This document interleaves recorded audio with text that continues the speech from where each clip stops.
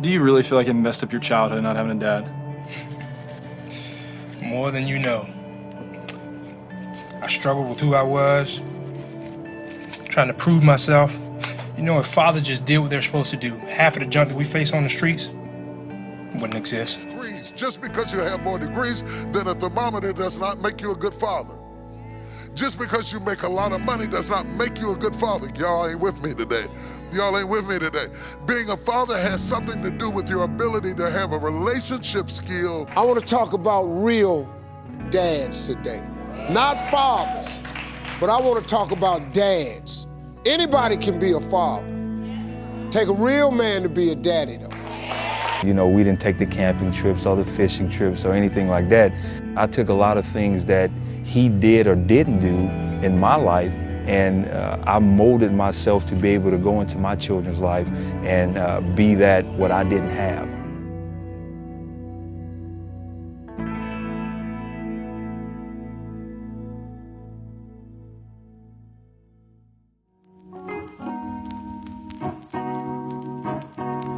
Wake up everybody, no more sleeping in bed. No more backwards thinking, time for thinking ahead. The world has changed so very much from what it used to be. There is so much hatred, war and poverty.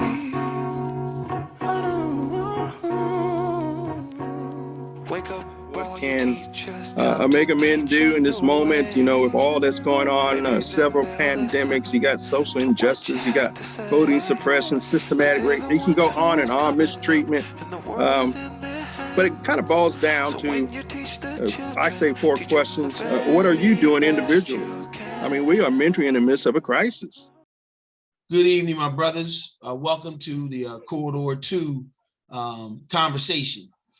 Tonight we have Brother Donald Williams and Brother Vince Stutz from the Fatherhood Initiative and Mentoring Committee. So welcome, my brothers, and thank you for taking time this evening out of your busy schedules to join us this evening.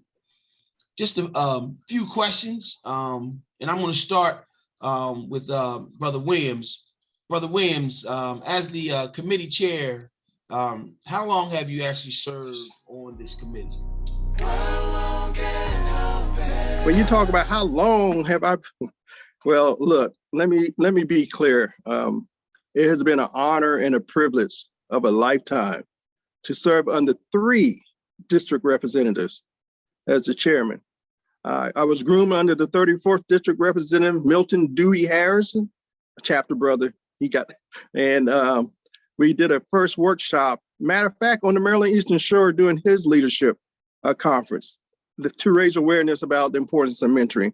And then it's been an honor to serve under be appointed under the 35th District Representative, my good friend Sherman Charles. And got to pause and give him a shout out because he had the foresight. The Fatherhood and Mentoring was under social action. He had the foresight to separate it and make it a standalone committee. And that was a smart move strategic wise as Omega started pivoting to making this a national program. And then the 36th District Representative, J. Kendall Smalls, and now I'm serving under the 37th District Representative and chapter brother Kevin M. Fofo. Next level mentoring, this is where Omega Men should be doing, and we are doing it extremely well. And again, thank you so much for having me here, speaking to the brotherhood. Brother Vince, good to see you, my brother. And you know, you have been our lead and our point here in Corridor 2 and been doing an excellent job. How long have you served on the Fatherhood Initiative and Mentoring Committee? Good evening, Brother Lester. This is my 3rd year, I believe. I've been doing this. Glad to do it. Corridor 2 is a great corridor. 5 great, I should say, outstanding chapters. And we just want to do our part to make sure we continue to mentor and lead our young men and young women and make sure we have a positive influence to our young folks. So, Brother Vince, being in a chapter here in Corridor 2, and I know how active you are in Gamma Mu Nu, as it pertains, to this committee, what makes this committee, in your opinion, stand out from other committees in your chapter or other committees within the second district as a whole?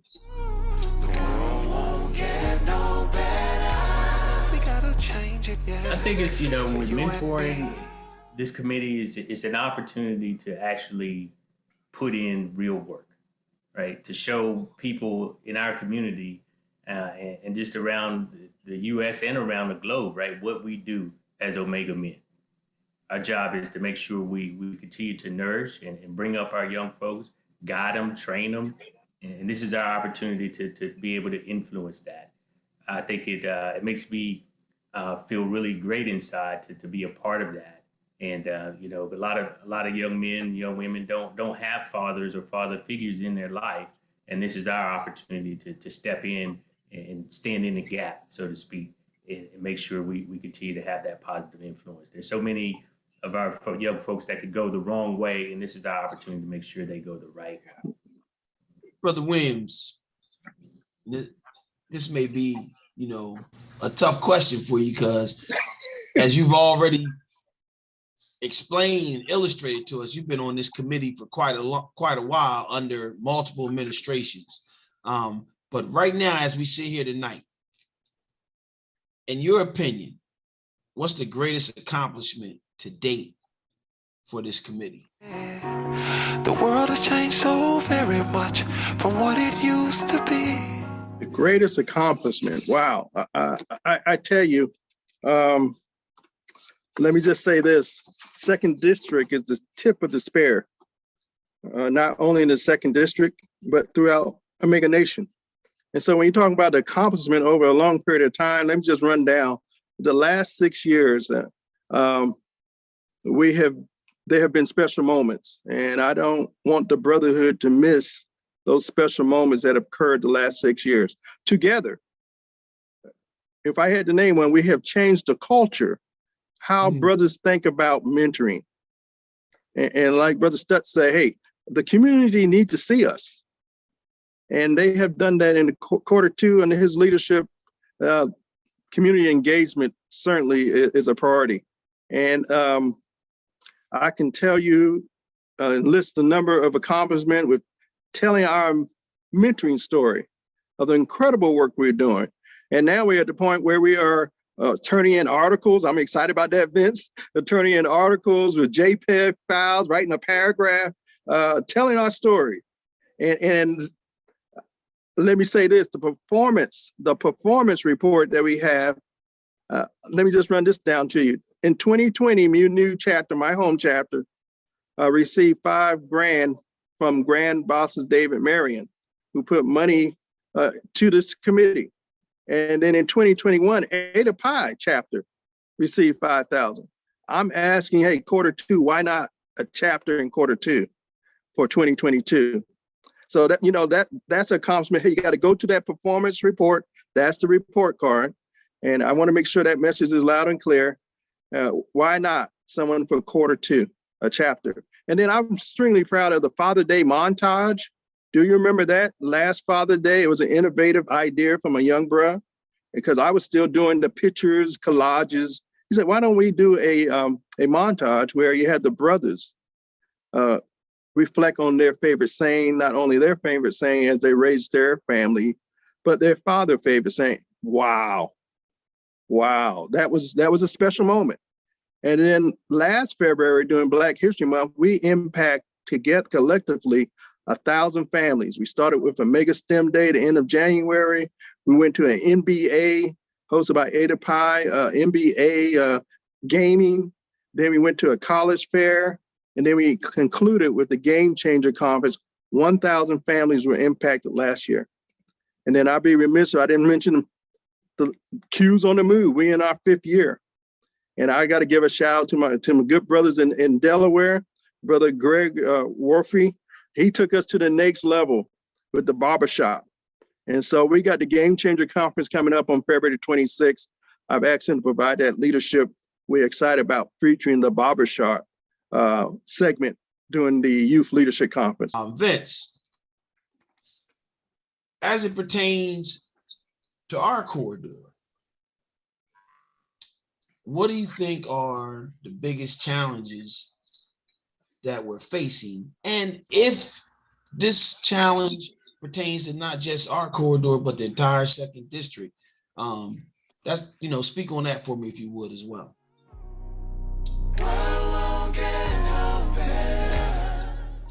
I think the biggest challenge is trying to, especially in this COVID environment, is being able to influence more youth. It's a, I don't know, it's a toss up, right? It's hard.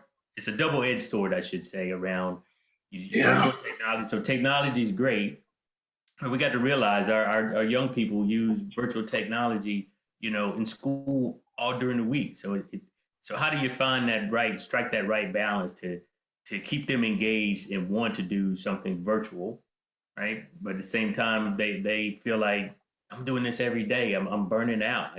You want me to do this on a Saturday? You want me to do this on a Sunday? So I think that's our biggest challenge, is how to make sure we keep it, lively. We keep it interesting to where they want to come and engage. Gamu knew we do ours at 9:30 or 9 o'clock on Saturday morning from 9 to 11. And it's tough sometimes, but I think the biggest part is we have to physically be present and be alive and ask the right questions and make sure that they want to stay engaged. So I think that's the biggest challenge, right? Just keeping kids or young folks engaged in this virtual environment. And I'll be glad when we can get back to the in-person piece, because I think they crave that. But in the meantime, we have to continue to find ways to keep it interesting, just like the brothers at New Up who did the barbershop piece, right? You got to think differently. Got to think outside the box. And that kind of brings me to my last and final question for both of you, which is, what can the brothers in Corridor 2 and the second district, because Vince, we have you on here representing Corridor 2. Brother Donald, you're the committee chair for the entire second district. So what can the brotherhood from Corridor 2 and the entire second district, from your perspectives today, what are the key things that we can do to continue to support this committee? Increase the support, better the support, strengthen the support. What are those key things?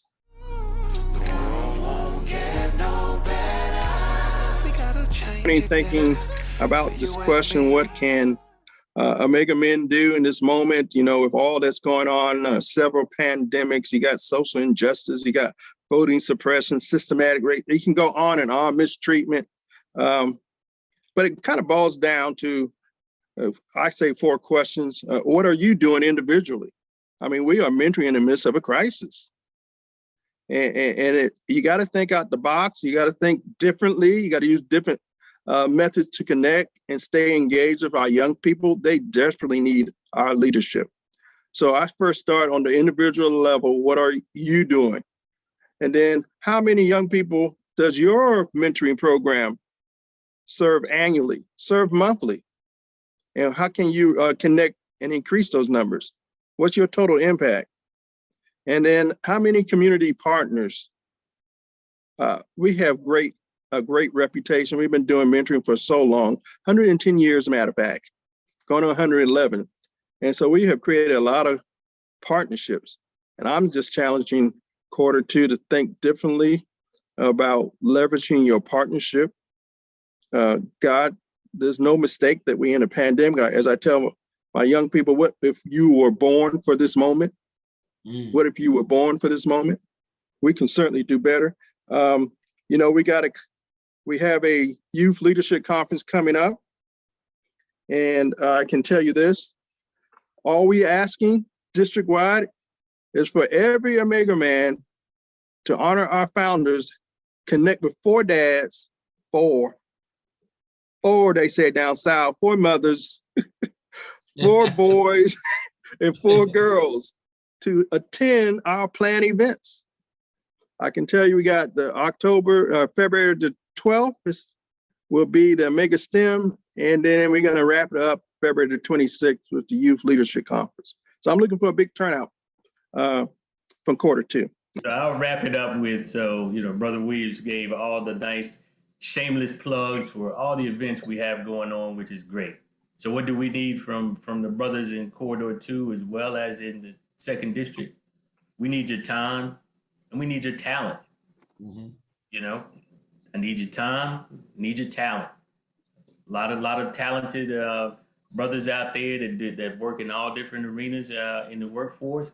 But if you can pool that talent with some other brothers' time, I think we can make a big difference. We got to pool. This is the time we got to come together to be able to be more powerful, right? Get out of these individual. It's a chapter thing. It's a corridor thing. It's a 2nd District, and so we can do more with more brothers together. So I need time and I need talent.